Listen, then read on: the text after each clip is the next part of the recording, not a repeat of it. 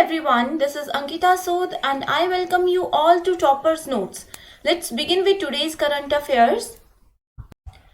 Our first article is United Nations passes resolution over easing financial restrictions on Afghanistan. So United nation security council ने unanimously एक US proposed resolution को adopt किया है जो अफगानिस्तान को humanitarian add की facility provide करता है एंड जो तालिबान के हाथों से फंड्स रखते हुए इकोनॉमिक कोलैप्स के कगार पर है। इसके साथ ही इंडिया ने अफगानिस्तान को ह्यूमैनिटेरियन असिस्टेंस के लिए प्रतिबंधों से छूट देने के रिजोल्यूशन को भी सपोर्ट किया, लेकिन ये सब एक शर्त के साथ हुआ है। एंड तालिबान या पाकिस्तान का नाम लिए बिना इंडिया की ये डिजायर थी कि यूएनएससी को असिस्टेंस की डिलीवरी पर इक्वली अपनी निगरानी का यूज करना चाहिए और साथ ही फंड्स के किसी भी डाइवर्जन के अगेंस्ट गार्ड करना चाहिए। Next article is webinar on cold water fisheries. So world में फिशरीज का third largest producer India country में कोल्ड वाटर फिशरीज का दोहन करने के लिए कमर कस रहा है एंड इसके साथ ही ministry of fisheries, animal husbandry and dairying के अंडर डिपार्टमेंट ऑफ फिशरीज आज़ादी का अमृत महोत्सव के एक पार्ट के रूप में cold water fisheries untapped resources पर एक वेबिनार आयोजित कर रहा है एंड ये वेबिनार 26 दिसंबर 2021 तक कंटिन्यू रहेगा। Cold water fisheries and aquaculture का इंडिया में एक्सपेंशन का एक ह्यूज स्कोप है और ये कंट्री में फिशरी सेक्टर के ग्रोथ में भी कंट्रीब्यूट कर सकता है। हमारा अगला आर्टिकल है Indian army launches in house messaging solution.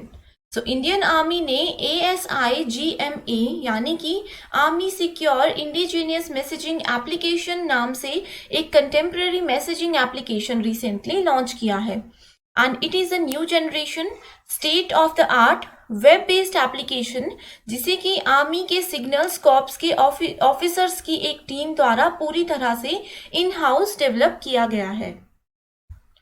Next article is NDTL regains the World Anti-Doping Agency यानी कि WADA accreditation। So world anti doping agency ने नेशनल डोप टेस्टिंग लेबोरेटरी यानी कि NDTL की एक्रेडिटेशन रिस्टोर कर दी है जिसे ग्लोबल स्टैंडर्ड्स का पालन करने में फेलियर के कारण 2019 में सस्पेंड कर दिया गया था। इसके साथ ही NDTL नेशनल कैपिटल बेस्ड है और इमीडिएट एफर्ट से टेस्टिंग रिज्यूम कर सकता है। Next article is monetary policy is financially inclusive. So RBI के डिप्यूटी गवर्नर ने monetary policy and financial inclusion के सिग्निफिकेंस को ऑब्जर्व किया है। तो अब बात करते हैं कि मॉनेटरी पॉलिसी एग्जैक्टली होता क्या है।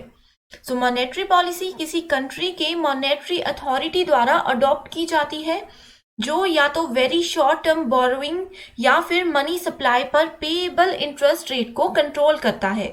प्राइस स्टेबिलिटी इंश्योर करने एंड करेंसी में ट्रस्ट पैदा करने के लिए ये पॉलिसी अक्सर इन्फ्लेशन और इंटरेस्ट रेट को टारगेट करती है।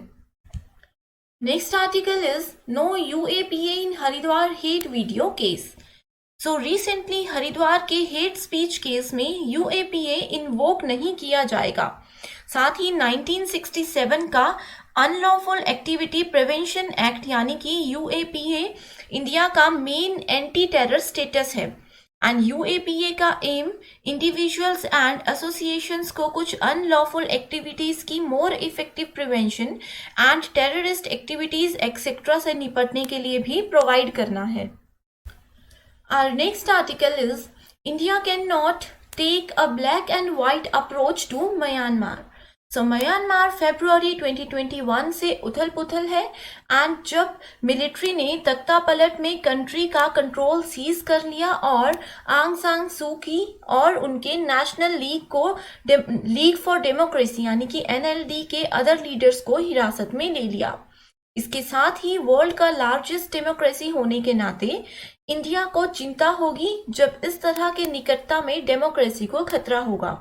हाउएवर म्यांमार में भी इंडिया के वाइटल इंटरेस्ट्स हैं जिसको वो प्रोटेक्ट एंड एनहांस करना चाहता है।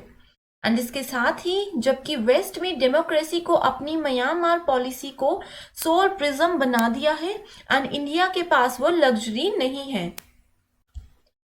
Next article we have is supporting agriculture the smarter way. So several countries, especially G20, उनकी एग्रीकल्चर का सपोर्ट करते हैं, लेकिन एक डेमोक्रेटिक सिस्टम में पॉलिसीज हमेशा साइंटिफिक बेसिस पर नहीं फ्रेम की जाती हैं एंड इसके साथ ही वो अक्सर वेरियस लॉबीज से इन्फ्लुएंस होते हैं, जिनमें पॉलिटिशियंस भी इंक्लूडेड हैं, जो कि इलेक्शन के time free electricity, farm loan माफी जैसे वोट्स के लिए दान के रूप में फ्रीबीज करते हैं। इस शॉर्ट साइटेडनेस का रिजल्ट सब ऑप्टिमल और इवन इरेशनल पॉलिसी चॉइसेस में होता है, जो आने वाले टाइम में economy, environment and even farmers को भी नुकसान पहुंचाते हैं।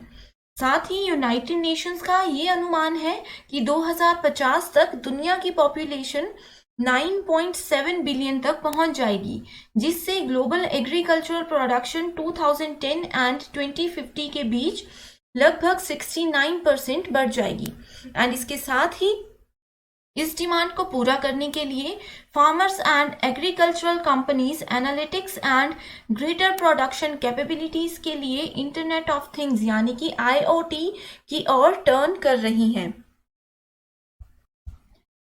That's all for today. Thank you so much.